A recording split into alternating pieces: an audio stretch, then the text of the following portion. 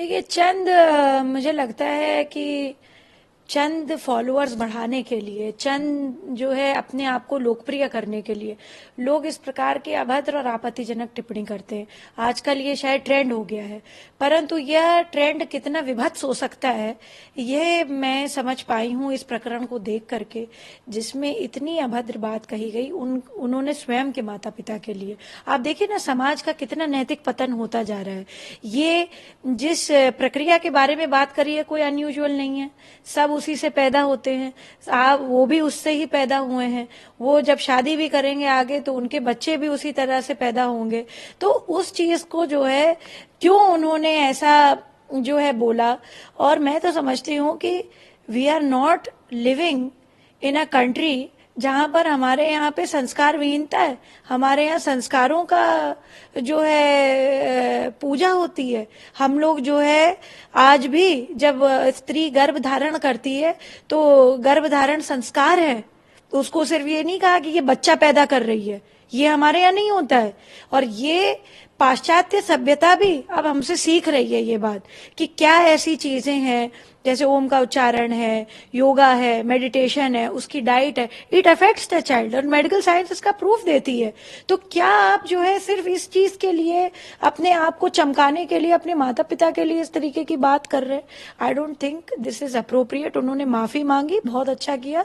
मैं तो भारत सरकार से अपेक्षा करती हूँ इस प्रकार के यूट्यूबर्स को इस अपना लाइसेंस ही ना दें, यूट्यूब को लिख करके भेजे कि ये लोगों को बैन करें, क्योंकि समाज में आज चलिए अच्छा ही हुआ कि इनकी सोच परिलक्षित हो गई सबके सामने। ये कल को कहाँ दिशा दे सकते हैं और कहाँ दिशा भ्रम करा सकते हैं। और रोने से कुछ नहीं होता है। आप कहते हैं ना, टेलर जो है measures only measures twice and cuts once, ये बड़ी पॉपुलर सेइंग है। आप दो टेलर कोई भी होता है, टेलर का मतलब है कोई भी व्यक्ति अपनी बात जब कहेगा तो उसको 2 बार 3 बार समझेगा, एनालाइज करेगा, तब हम बोलते हैं। और उसका कट करना, यानी कपड़े को कट करना सिर्फ एक बार काटता है। यानी कोई भी अगर गलत बात भी कहे तो उसको एक बार कहे, परंतु इतनी गलत बात अपने ही माता पिता के लिए जो व्यक्ति बोल रहा है वो क्या उदाहरण प्रस्तुत करेगा हमारे समाज के सामने। तो हमें ये बात देखनी पड़ेगी कि हम कहाँ पर खड़े हैं, कहाँ पर हम हैं, क्या व्यवस्था, क्या चिंता, क्या चिंतन में हम हैं, क्या संस्कार हमारे भारत के हैं। और ये भारत नहीं है, ये आदरणीय प्रधानमंत्री जी का 2050 का भारत नहीं है। ये युवा अगर इस तरीके का हो रहा है तो हमें उसको ठीक करना पड़ेगा। वो चाहे हमें जो है, वो कहते नहीं सटे साठे हम समाज रहे, तो यानी अगर सट के साथ सटता जरूरी है, फिर उसको हमें लाइसेंस कैंसिल करना चाहिए। और हमें ये बात के लिए भारत सरकार की प्रतिबद्धता होनी चाहिए। जो पुलिस ने एक्शन किया है, कमेंट कि भाई बड़ा अच्छा काम किया, आई सैल्यूट द पुलिस कि उन्होंने एक अच्छा स्टेप लिया। जिन लोगों ने इसके पीछे बहुत सारी रिपोर्ट दर्ज करी हैं उनको भी मेरा नमन है कि आपने भारत की संस्कृति सभ्यता को बचाने के लिए अपने से हट करके ऊपर सोचा, क्योंकि देश ऐसे ही बनता है। देश सिर्फ एक व्यक्ति, इसका फ्रीडम ऑफ स्पीच का मतलब ये नहीं कि कुछ भी आप नहीं बोल सकते हैं, और खास तौर से आप अपने पेरेंट्स के लिए इस तरह से नहीं बोल सकते हैं।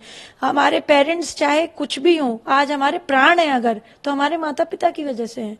आज अगर हम सांस ले रहे हैं, ये पूरा शरीर का जो तंत्र है, हमारी नासिका, हमारे आंख, हमारे कान, हमारा ब्रेन, सब कुछ हमारे माता पिता का दिया हुआ है। तो उसको हमें किस तरह से यूज करना है, भाई भगवान ने भी अपने माता पिता को ही सबसे पहला वो माना। तो जो है इस तरीके की बातें करना अच्छी बात नहीं है। उनको माफी के साथ साथ मैं भारत सरकार से ये निवेदन करूंगी, करबद्ध निवेदन करूंगी कि इनका लाइसेंस कैंसिल करें।